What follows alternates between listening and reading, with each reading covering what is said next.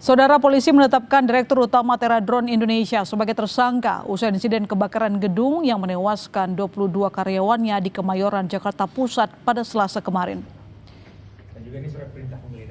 Dirut Teradron ditangkap pada Rabu malam setelah penyidik memiliki 2 alat bukti yang cukup untuk menentukan Dirut Teradron Indonesia sebagai tersangka.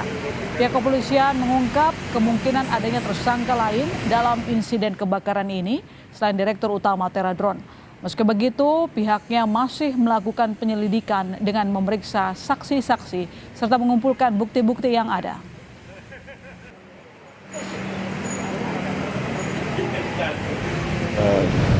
Sudah ada cukup bukti, 2 permulaan bukti cukup dan keyakinan penyidik terhadap tindak pidana yang dilakukan oleh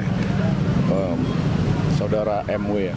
Ini buktinya apa Pak? Kayak perizinan, surat atau gimana? Ya, ada keterangan saksi, dokumen dan bukti-bukti lain yang ditemukan di lokasi. Polisi mengungkapkan fakta bahwa gedung Teradron hanya memiliki 1 pintu keluar yang terletak di lantai dasar. Selain itu diduga jalur evakuasi justru diisi barang-barang sehingga ada dugaan bahwa bangunan Teradron tidak memenuhi standar keselamatan. Betul sekali bahwa gedung tersebut ketika kami berkoordinasi dengan jajaran Damkar untuk mengevakuasi itu hanya ada 1 pintu di bawah.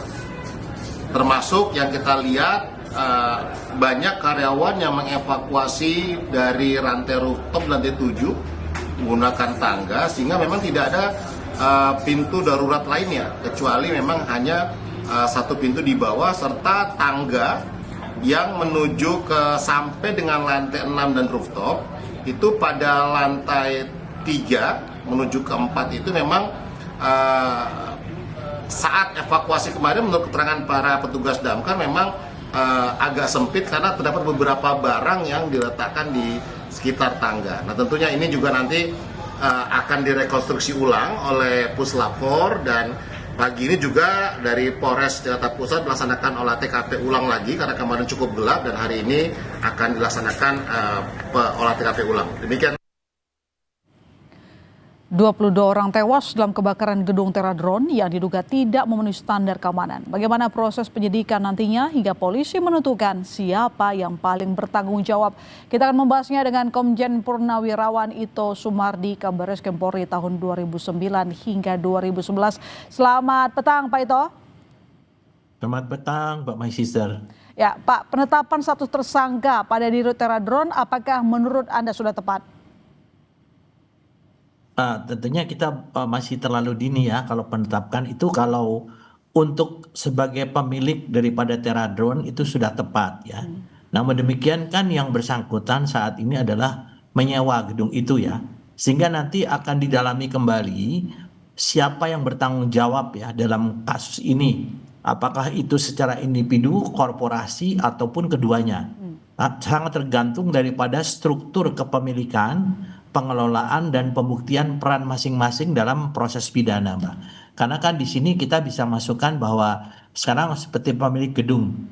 Pemilik gedung itu pada saat disewa oleh seseorang, apakah dia mengetahui risiko daripada bidang usaha dari yang menyewa. Sehingga tentunya di sini kalau dikatakan bahwa yang bersangkutan itu juga bisa dikaitkan dengan pasal 359 ya, yaitu karena kelalaian. Nah, tentunya ini pun nanti akan bisa harus dikumpulkan fakta-fakta yang bisa menjerat yang bersangkutan. Tapi yang jelas si pengelola atau penyewa yaitu pemilik Teradron itu yang dengan inisial MW itu sudah pasti dia bisa kena pasal 187, 188 dan juga 359 ya. Nah, saya kira mungkin kita pun saat ini juga harus melihat daripada perjanjian. Karena memang gedung itu kan tidak dilengkapi dengan akses untuk evakuasi yang lengkap. Kemudian juga aparnya, alat pemadam api ringannya itu juga mungkin sangat terbatas ya. Selain itu juga kan memang kalau kita melihat itu sistem keselamatannya di situ tidak ada ya atau tidak memadai ya. Tadi disampaikan oleh penyidik jalur evakuasi diisi dengan barang-barang. Nah ini tentunya kelalaian yang paling utama yang dipertanggungjawabkan adalah kepada pengelola. Pengelola ini kan juga mempunyai pembantu-pembantunya ya, ini tentunya akan menjadi sasaran daripada penyidikan nanti. Demikian, Pak. Jadi pemilik gedung juga harus diperiksa terkait dengan operasional kantor Teradrone. Karena kan sebenarnya kantor Teradrone sendiri bukan perusahaan yang ecek-ecek ya Pak. Teradrone ini merupakan salah satu perusahaan terbesar dalam drone begitu. Dan ini cabangnya di Indonesia. Iya, betul Mbak. Memang kan kita tahu bahwa Teradrone itu kan perusahaan yang memang cukup besar ya untuk jasa pemanfaatan drone untuk berbagai kegiatan ya. Untuk mengambil gambar pemetaan dan lain sebagainya dengan kemampuan pemetaan 2 dimensi, 3 dimensi ya. Nah, saat ini kan memang banyak spekulasi yang dikaitkan dengan masalah bencana alam yang terjadi di Pulau Sumatera. Karena mereka juga mendapatkan kontrak ya untuk bisa mengambil gambar-gambar baik cakupan hutan maupun juga yang lain-lain. Tapi ini masih spekulatif. Yang paling penting sekarang adalah bagaimana melakukan penyidikan terhadap penyebab kebakaran ya, kebakaran yang menyebabkan meninggalnya 22 orang ya. Tentunya ini sangat tragis ya. Dan tentunya penyidik juga akan berangkat dari kasus kebakaran juga dulu, kemudian mungkin apakah memang ada kaitan data-data yang disimpan itu kemudian datanya hilang ya. Karena memang kan kita sedang melakukan juga penyidikan untuk kasus penyebab daripada banjir bandang. Nah, ini nanti akan menjadi sesuatu yang harus dilakukan secara koordinatif antara Polda Metro Jaya dengan Barreskrim Polri. Demikian, Pak. Sebelum saya masuk ke poin yang barusan Pak Ito katakan, lantas untuk memenuhi proses penyidikan, siapa lagi yang harus kita periksa? Karena tadi saya juga mewawancari pihak kepolisian yang mengatakan bahwa penggunaan izin gedung tidak sesuai dengan peruntukannya, seperti itu. Artinya ini bukan untuk kantor tadinya. Jadi siapa lagi yang harus kita periksa? Selain tadi dirutnya sudah jadi tersangka, pemilik gedung juga menurut Pak Ito juga harus diselidiki. Begitu siapa lagi Pak? Karena ini operasionalnya tidak sesuai dengan izin. Ya. Nah itu yang tadi disampaikan oleh Mbak Sister ya, bahwa ini kan setiap usaha itu harus dilengkapi dengan surat izin usaha ya. Surat izin usaha itu kan harus juga dilakukan secara fisik. Apakah surat izin yang dilakukan itu udah sesuai dengan izin usaha yang dimintakan ya, dimintakan oleh pengelola ataupun oleh perusahaan tersebut. Nah kalau sampai ini terjadi nanti tentunya juga kita harus meneliti bahwa melakukan penyelidikan dan penyidikan permintaan saksi kepada orang yang memberikan surat izin usaha itu. Karena ibaratnya kan biasanya surat izin usaha ini kan juga menyangkut masalah biaya ya. Ya kalau izin usahanya itu mungkin untuk perusahaan besar biayanya pasti lebih besar. Ya menurut pengalaman kami biasanya memang ini ada semacam sesuatu perjanjian yang dibuat tangan ya yang mungkin harus dikembangkan oleh penyidik apakah memang dalam surat perizinan ini si pemberi izin itu sudah mengetahui untuk kepentingan apa dan apakah dalam surat izin itu kan biasanya ada persyaratan termasuk persyaratan untuk masalah keamanan daripada perusahaan itu. Ya itu nanti harus didalami demikian Pak. Lantas pidananya seberat apa Pak? Di situ ada unsur kelalaian yang tadi kita sebutkan, kemudian penggunaan izin tidak sesuai dengan operasional.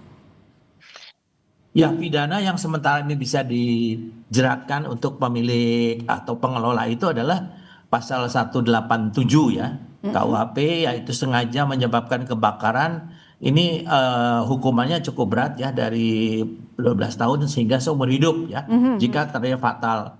Kemudian juga dari pasal 188 ya, kelalaian menyebabkan kebakaran ini juga hukumannya cukup berat ya, yaitu sekitar 5 tahun sampai 9 bulan ataupun denda ya.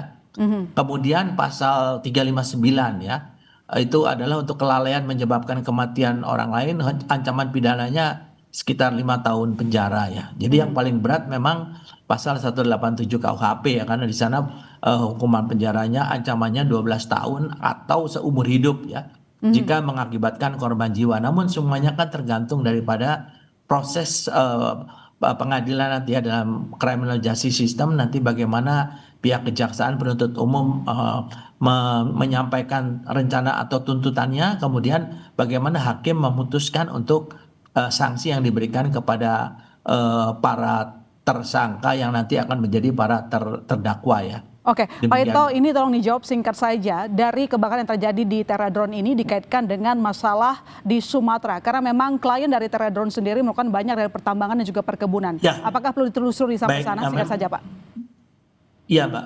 Tentunya secara analitis ya, isu ini kan spekulatif sifatnya, tetapi bisa menjadi pintu masuk ya untuk mendorong audit forensik digital atas data pemetaan hutan lahan yang pernah dikerjakan ya oleh perusahaan tersebut ya, karena menguatkan kewajiban korporasi juga untuk memiliki sistem backupnya. Mereka punya nggak sistem backupnya? Kalau tidak, tentunya kita juga melakukan salah satu pendalaman yang bisa juga pintu masuk untuk dikaitkan dengan upaya bagaimana menghilangkan bukti-bukti yang saat ini sedang dilakukan penyidikan untuk kasus penyebab bencana alam. Demikian, Mbak. Baik, terima kasih Pak Ito telah bergabung di Sapa Indonesia Malam.